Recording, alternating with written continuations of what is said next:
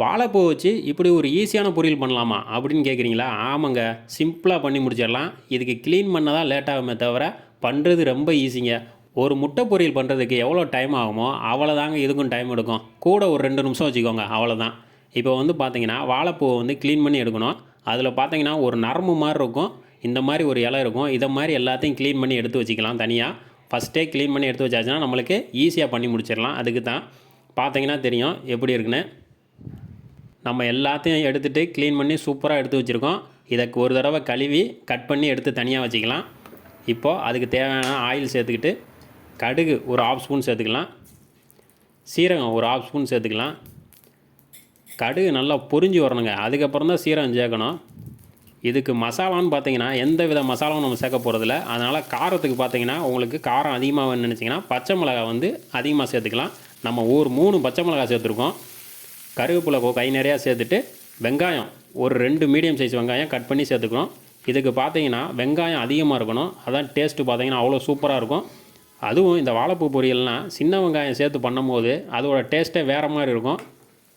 இப்போ பார்த்தீங்கன்னா வெங்காயம் நல்லா வதங்கி வந்துருச்சு. இந்த டயத்தில் பார்த்தீங்கன்னா நம்ம வாழைப்பூவை சின்னதாக கட் பண்ணி வச்சுருக்கோம், அதை சேர்த்துக்கலாம். வாழைப்பூவை பார்த்தீங்கன்னா அதிலிருந்தே கொஞ்சம் கொஞ்சமாக தண்ணி இறங்கும், அதனால் அவசரப்பட்டு தண்ணி மட்டும் சேர்த்துக்கூடாது. நல்லா வதக்கணுங்க. நம்ம முட்டையை எப்படி வதக்குறோமோ ஒரு 3 நிமிஷம் 4 நிமிஷம் அதை மாதிரி இதை நல்லா வதக்கணும். இந்த மாதிரி நல்லா கலந்து விட்டுட்டு இதுக்கு தேவையான அளவு உப்பு சேர்த்துக்கலாம்.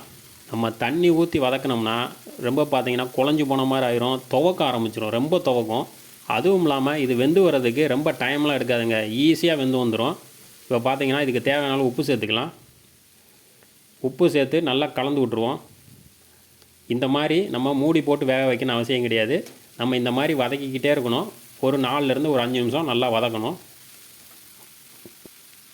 இப்போது நம்ம கொஞ்சம் நேரம் கழித்து பார்க்கும்போது பார்த்தா தெரியும், அதுலேருந்து தண்ணி பார்த்திங்கன்னா கொஞ்சம் கொஞ்சமாக விடும்.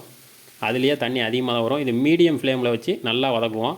இந்த வாழைப்பூ பொரியல்லாம் காரக்குழம்புக்கு வச்சு சாப்பிடும்போது டேஸ்ட் அவ்வளோ சூப்பராக இருக்குங்க. இது க்ளீன் பண்ணி எடுக்கிறதுக்கு தான் டைம் ஆகுமே தவிர இதை செய்கிறது பார்த்திங்கன்னா ரொம்ப ஈஸியாக பண்ணிடலாம்.